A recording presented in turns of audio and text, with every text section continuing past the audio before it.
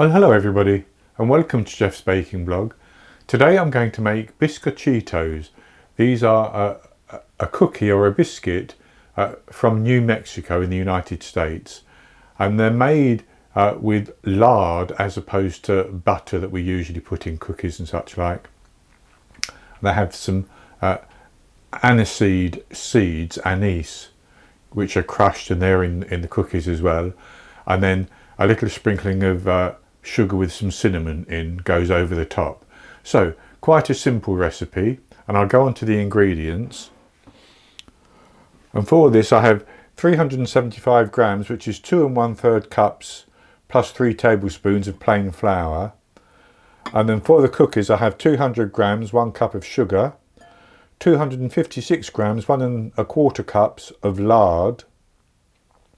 Now you could use some sort of shortening instead of lard if you can't get lard. You could even use butter, but the taste will be completely different, and potentially the texture will also be different. I have 1 medium egg, which would be large in the USA. Sorry, the 256 grams is 1 1/4 cups. I think I mentioned that. I have 6 grams, which is 2 teaspoons of anise seeds or aniseed seeds, which I have put into a bag and then sort of cracked them using the rolling pin to roll over backwards and forwards over them, so that it's cracked them and it's released more of the aroma of the aniseed or licorice type aroma. I have 5 millilitres, 6 grams, 2 teaspoons, 5 millilitres, 1 teaspoon of vanilla extract, 2 grams, half a teaspoon of baking powder, 1 1/2 grams, 1/4 teaspoon of salt, 30 millilitres, which is 2 tablespoons, and I'm using just a sweet white wine, but you can use orange juice, you can use brandy, something like that. And then I have 60 millilitres, 4 tablespoons of water, and I may need some of it, I may need all of it, but we decide that as we're making the pastry. And then the sugar for the top, and you could put it underneath as well, but for the top I have 150 grams of sugar, and then just 1 1/2 grams, half a teaspoon of ground cinnamon, and I'm going to mix that together later, but I don't need that yet. So the first thing to do is to cream the lard and the sugar together in my stand mixer. So I'll put the sugar in and the lard, and I'm going to mix those together, scraping the bowl down a couple of times in the process until it's all nice and creamy, and it should take about 3 minutes probably.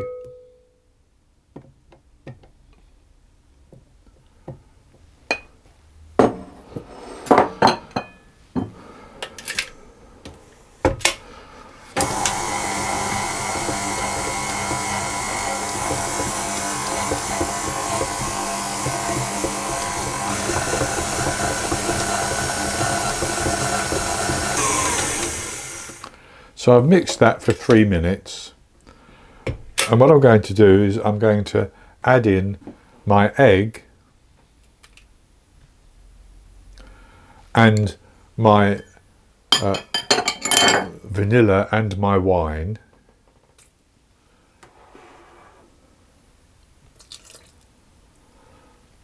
and I'm going to mix those and get those combined.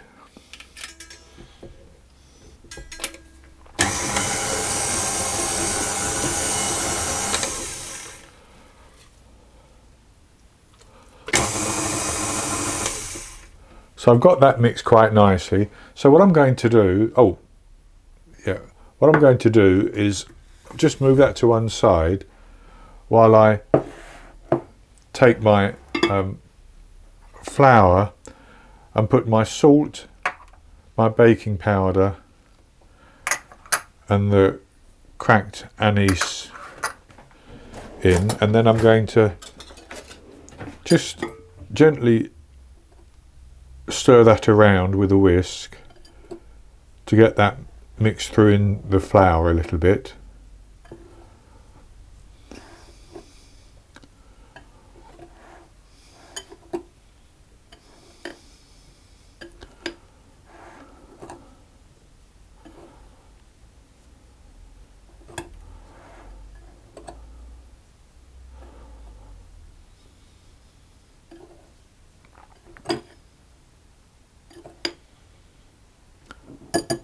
And having got that mixed through, I'm then going to add that a little at a time, mixing on a low speed until I've got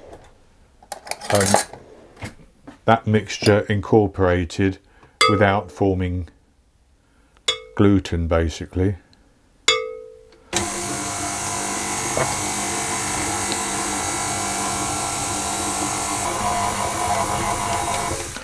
So that's mixed together, and it's crumbly and dry in places. So what I'm going to do is I'm going to add in a tablespoon of water, and I just want to mix it enough until it comes together into a dough. And I may add another tablespoon of water. We'll see how we go.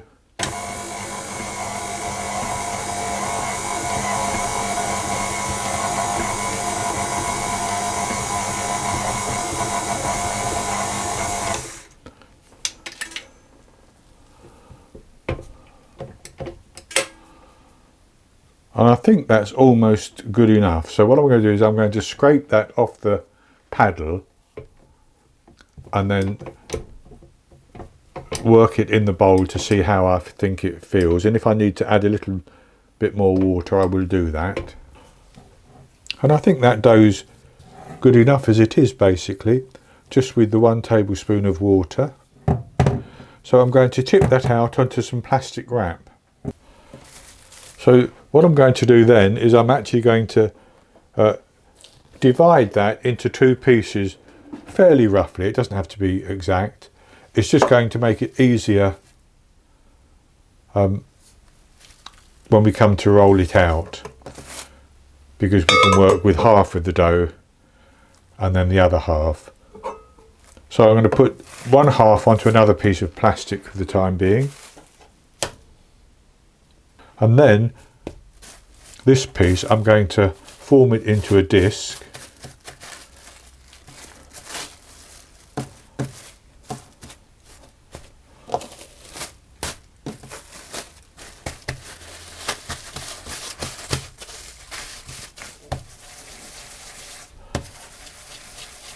Like that. And I'm going to put that in the fridge and chill it, and then with the other piece I'm going to do the same.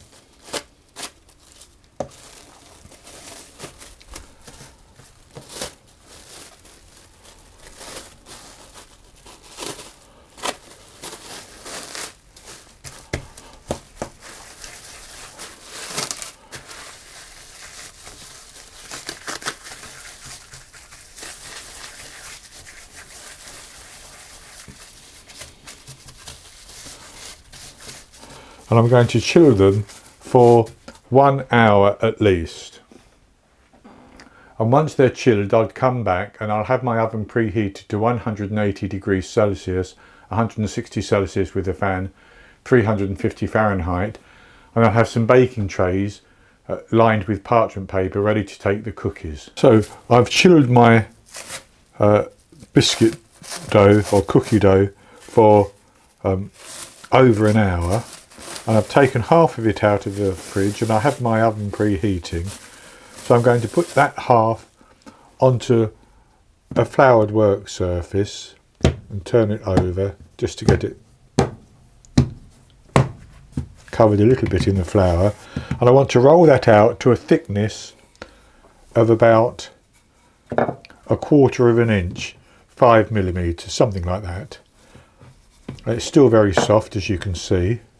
And with that rolled out, I've got a 6.5 centimetre, 2.5 inch cookie cutter here, and I'm just going to cut out some rounds.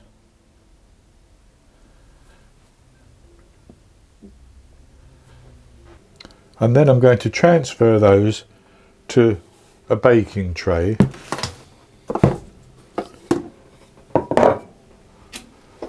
Which I've lined with parchment. I'm going to leave a gap of about an inch between each one.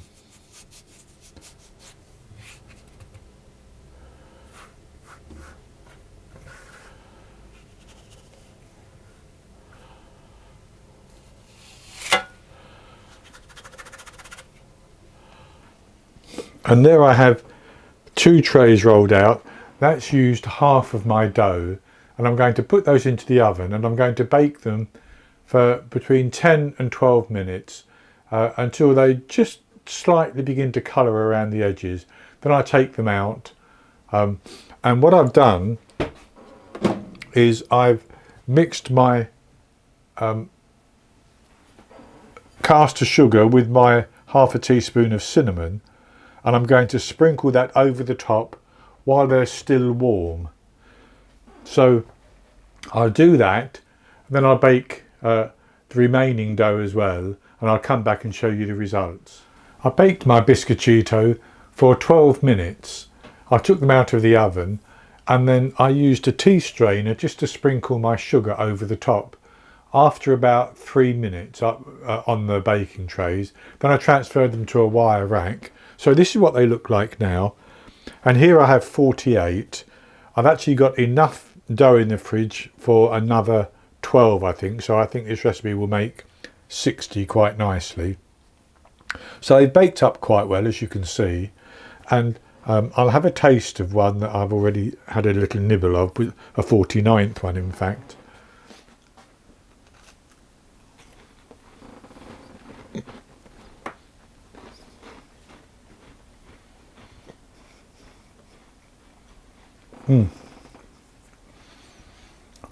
Has a lovely texture. Very, very tender, almost melt in the mouth, and then there's just that little hit of the sort of licorice type aniseed flavour. Very, very good indeed. I can quite see why these are a favourite in New England. So this is actually quite an easy recipe. Takes a little bit of time because you chill the dough, but other than that there's nothing difficult about it. So I hope you've enjoyed it, and if you have, please give me a thumbs up below and click to subscribe to my YouTube channel. In the top right hand corner of the screen there will be an eye that you can click on, and that will take you to a link for the recipe, and I'll put a link below the video as well, and I'll be back with another recipe in the very near future. So until then, happy baking.